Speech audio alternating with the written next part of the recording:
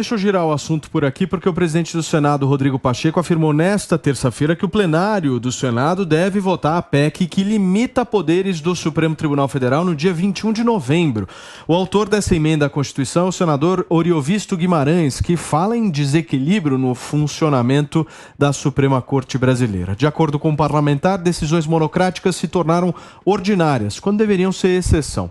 A votação dessa proposta está ocorrendo em meio à tensão entre o Supremo e o Congresso, marcada por uma forte divergência de decisões em pautas muito sensíveis. E eu quero entender como é que vocês estão vendo politicamente essa movimentação do Rodrigo Pacheco e se de alguma forma isso vai influir nas decisões do Supremo a partir de agora, Stefano. Eu acho que, inclusive mencionando os outros assuntos, a gente tem uma outra guerra declarada aqui, né? Inclusive me espantou um pouco o posicionamento recente do Barroso, dizendo que não é hora de se mexer no Supremo, que ele serve suficientemente a sociedade, enfim, teriam temas mais importantes para se tocar e não nesse, né? Então. Agora, são decisões monocráticas que realmente acontecem, mas tudo isso está dentro de um contexto também, por parte do senador Rodrigo Pacheco, de uma espécie de vingança, não é, Wilson? É mais um capítulo da briga Congresso-Supremo, porque essa semana também, e não é... E tem um pano de fundo também, que é o Congresso também tentando voltar a tomar o poder que foi perdendo ao longo do tempo. Essa semana o próprio Arthur Lira, não é nem a questão do Supremo, Arthur Lira reclamou das questões do presidente Lula combinar o jogo, combinar com o Congresso o que ia ser votado e vetar em cima do texto combinado. E o Congresso está reagindo. O Congresso reage ao Supremo, o Congresso reage à própria Presidência da República, porque eles estão querendo voltar a ter o protagonismo que perderam ao longo do tempo. Então, acho que essa briga não é só Congresso, eu acho que essa briga é retomada de poder. É porque quando a gente olha política, a gente precisa entender todos os contextos que envolvem naquela determinada situação. E nessa situação, eu pelo menos vejo essa movimentação do senador Rodrigo Pacheco, Maninho, pensando na eleição do Senado, porque ele precisa ter a base mais ligada a Jair Bolsonaro, já que não vai ter 100% o apoio do governo, né? Ou seja, ele está pensando eleitoralmente ali dentro da casa. Na situação política interna, porque vale lembrar que na eleição que ele venceu, esse já foi um tema muito importante. Tanto ele quanto o outro candidato, o senador Rogério Marinho, falavam nos seus discursos à casa, né, aos seus colegas, sobre retomar o protagonismo do Senado diante do Judiciário. Então, sem dúvida nenhuma, essa é uma pauta que importa para o corpo da casa, digamos assim. Agora, eu coloco essa situação do grau de protagonismo do Supremo na discussão política brasileira como um fenômeno mais profundo. É uma decorrência da nossa Constituição, que é uma Constituição muito grande, muito maior do que a média dos países e que fala sobre tudo. Quando a Constituição fala sobre tudo, tudo vira tema constitucional de alguma forma. Então, o Supremo fica sendo convocado, inclusive muitas vezes pelo próprio poder político, para palpitar sobre os diversos temas que naturalmente seriam da esfera do judiciário do executivo. Vale lembrar, mano, a Constituição americana tem 7 artigos, 30 emendas e tem 236 anos. A nossa Constituição tem 250 artigos, mais de 100 emendas e tem 33 anos, se não me engano, 35 anos, qualquer coisa assim, e tem 160 mil palavras contra 4 mil da americana. Claro que tem muito mais trabalho pro Supremo nessa hora, mas eu me pergunto se é briga de verdade. Para mim, o Pacheco é mineirinho de tudo. Ele sabe que ele vai ter que concorrer em 2026 para governador ou para senador, sabe não, é o que ele quer. E ele viu pelas pesquisas dele que ele está fraco com o eleitorado, porque ele tem se mostrado um sujeito muito leniente, muito pouco combativo. Então ele faz um show de que ele está combatendo o STF, que é o vilão na visão de muitas pessoas, e na minha opinião, muitas vezes com engano, e acho que ele está fazendo só um showzinho e não vai ter nenhuma briga grande, não. O que você acha, Mário? Não, isso tudo, eles têm razão do que estão falando, mas eu também acho que tem uma reivindicação popular de que o Supremo extrapolou completamente as suas funções legislativas não, judiciárias, né? E de fato, em alguns momentos, ele extrapolou mesmo, ele se transformou um legislador.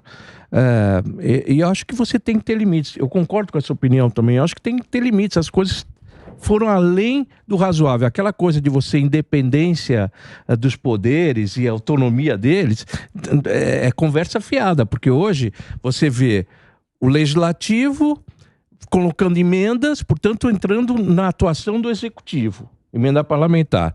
O judiciário dizendo que a lei que o Congresso faz não vale.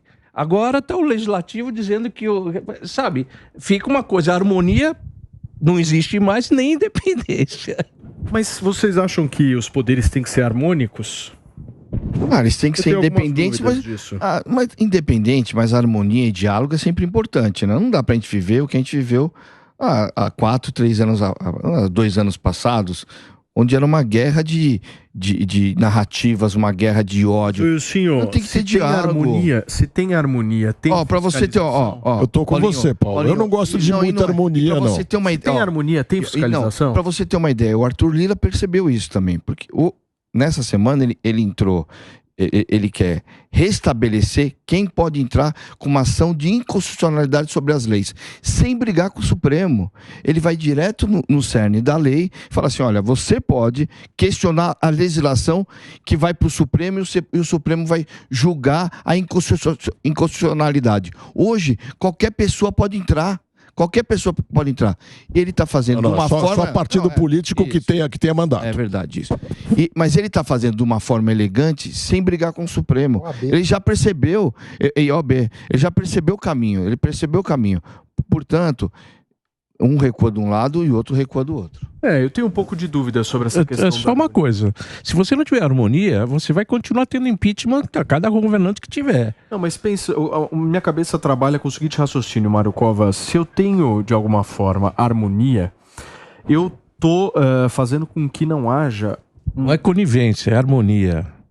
Sim, mas a harmonia, ela pressupõe uma ótima relação e numa fiscalização... que eu acho que vai ter choque, né? Paulinho, vai ter choque. Na política, Paulinho, o parlamento ensina isso. Paulo, o parlamento concordo plenamente com você. Tem um conceito de fiscalização harmônico. Tem um conceito na política um conceito na política que a gente tem que aprender. Na política, até a briga dá para combinar.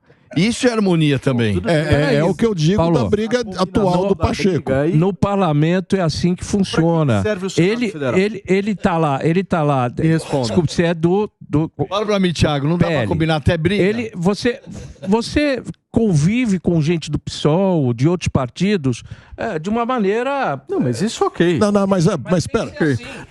Se tiver divergência, você vai colocar Mário, divergência. Mas pode ser nem 8, nem 80. Qual é uma das principais funções do Senado Federal? Fiscalizar o Executivo também. Não só. E o Judiciário. Mas e o Judiciário. E Judiciário também. É o Senado. Eu acho, Paulo, que... o Brasil fiscalizar o Supremo? Nunca. Nem o inverso. Quer dizer, o Supremo não processa um senador e o senador é que aprova o ministro. É um jogo. Relações harmônicas. Mas escuta, a questão. Vamos. Entendi, relações harmônicas. A questão é que a coisa não pode ser vista como uma moeda de cara ou coroa 8,80. Harmônico, tudo certinho, lógico que não é bom. Tem que ser visto como um torneio de futebol, por exemplo, onde tem rivalidade entre eles. Tem um cobrando o outro. Se perceber que algum saiu dali, ele tem que ir lá e tem que falar. Quer dizer, essa harmonia, sim, é conluio, na verdade, né? Fala, deputado. Visão de um parlamentar sobre tudo. Eu acho que é um pouco do que cada um falou, mas assim como o doutor colocou, Stefano, colocando um pouco as palavras do ministro Barroso, acho que o país tem muitos problemas maiores para a gente limitar, diminuir, aumentar os poderes do Supremo Tribunal Federal. Muito bem, gente. E o presidente da Câmara dos Deputados, Arthur Lira, defendeu impor limites a quem tem o direito de acionar o Supremo por meio de ações diretas de inconstitucionalidade. Lira diz que existem erros na formulação de quem pode fazer a ação direta de inconstitucionalidade no Brasil e argumentou que, em vários casos, um parlamentar de pequeno partido consegue modificar a vontade da maioria entrando com uma ação direta lá no Supremo Tribunal Federal. Ou seja, um posicionamento completamente diferente do senador Rodrigo Pacheco, né? Como é que você vê isso, Stefano? Eu concordo, mas eu acho que o mais importante é o conteúdo da ação, né? E não apenas quem está ingressando com essa. Então, enfim. Perfeito. Mas eu acho que o objetivo aí é diminuir o número de ações. Porque, de fato, o Supremo é super demandado no Brasil. Né? Então, sem dúvida. É um aspecto importante desse debate, você diminuir o número de vezes que o Supremo é acionado. Isso tem um cheiro de corporativismo.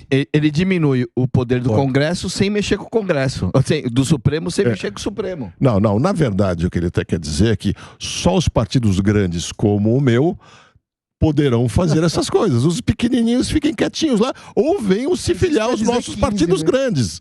É isso. Mas que eles querem transformar em menos ainda. E vão ser os grandes chefes do Brasil, na verdade. Isso.